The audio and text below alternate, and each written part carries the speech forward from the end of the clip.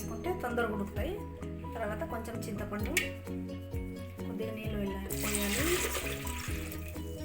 తర్వాత కొంచెం జీలకర్ర, కరివేపాకు, పచ్చి కరివేపాకు ఫస్ట్ ఉడకబెట్టేస్తే మంచి ఫ్లేవర్ వస్తూ ఉంటుంది.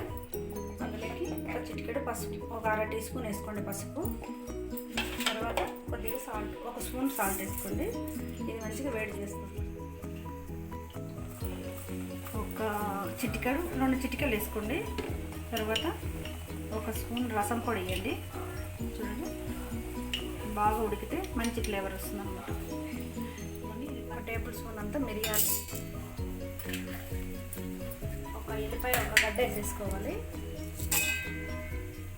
తర్వాత జీలకర్ర 1 టేబుల్ స్పూన్ అంత వేసుకోండి.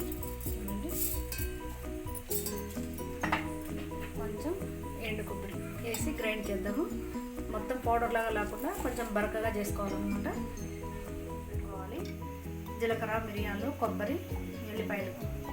ఇప్పుడు అది కలిపి తిరగొట్టు పెట్టేస్తాం. బాగా ఉడికిపోయింది. ఇది బాగా కొంచెం చల్లనీళ్ళు వేసుకొని మంచిగా పిసికేసుకొని ఈ తొక్కంతా తీసేసుకొని పడేసుకోవాలి.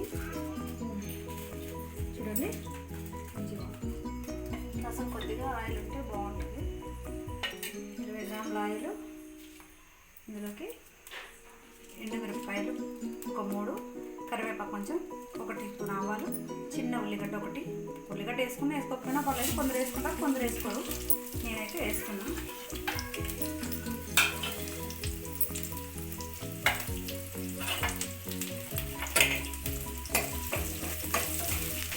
ఆనియన్ కొంచెం రోస్ట్ అయింది. ఇప్పుడు మనము కొబ్బరి, ఎల్లిపాయలు, మిరియాలు, జీలకర్ర పేస్ట్ చేసుకున్నాం కదా పౌడర్, అది వేసేసుకొని కలిపేసుకోవాలి.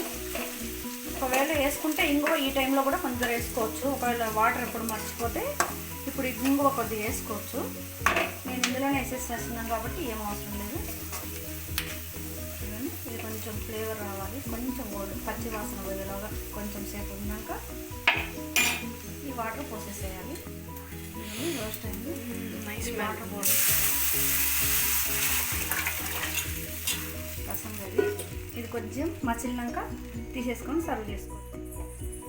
ఎండుమిరపకాయ కారం తక్కువ ఉంటుంది కాబట్టి కొంచెం కారం వేసుకుంటే రాయలసీమ రసం రెడీ. స్పైసీగా చాలా బాగుంటుంది.